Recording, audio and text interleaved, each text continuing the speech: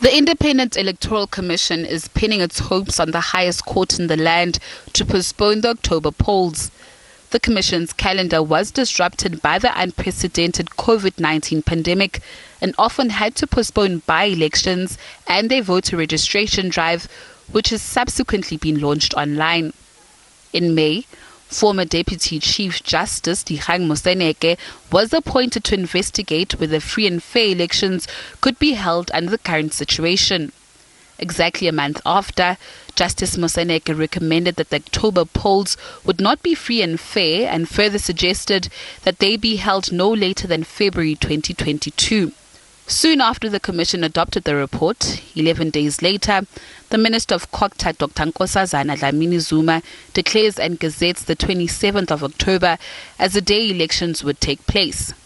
A day later, the Commission filed an urgent application to the Apex Court to have its case heard, and now several political parties, which either oppose and support the IEC's decision, have applied to be intervening applicants in the matter, whilst NGOs and lobby groups like Freedom Under Law, the South African Institute of Race Relations, CASEC and AfriForum have been admitted as friends of the court and will be allowed to make brief oral submissions when the matter is heard virtually on Friday.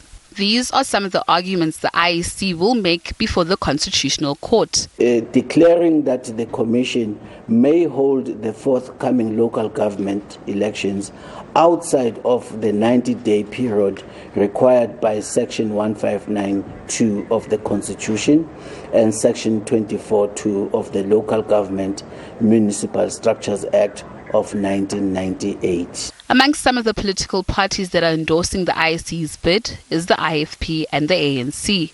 We have developed our affidavits in view of the fact that we are an interested party, and we're interested on the basis that the electorate does need to have a fair time to question candidates beyond what the ANC's processes are doing. Whilst the likes of the DA, ATM and civic organizations like One Movement South Africa are on the offensive. The Constitutional Court has no powers to amend the Constitution. Only Parliament has got the powers to do that. All people, all institutions in our country must respect and abide by the constitutions. The elections must go on in accordance to the Constitution.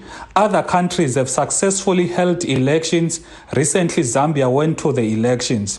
The Commission is of the view that if the elections are held in February, they would likely to be free and fair, as many more citizens would be vaccinated.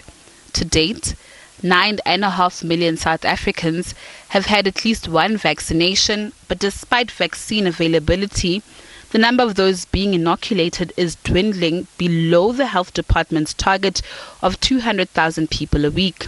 Recently, a study conducted by the University of Johannesburg Centre for Social Change and Human Sciences Research Council found that some common explanations given for not wanting to vaccinate were concerns about the side effects of the vaccines. What we're seeing there is, if we look at the self-provided reasons for that hesitancy, it's not very different from the average public. It's issues particularly related to side effects around perceived concerns over effectiveness of the vaccine, some element of distrust.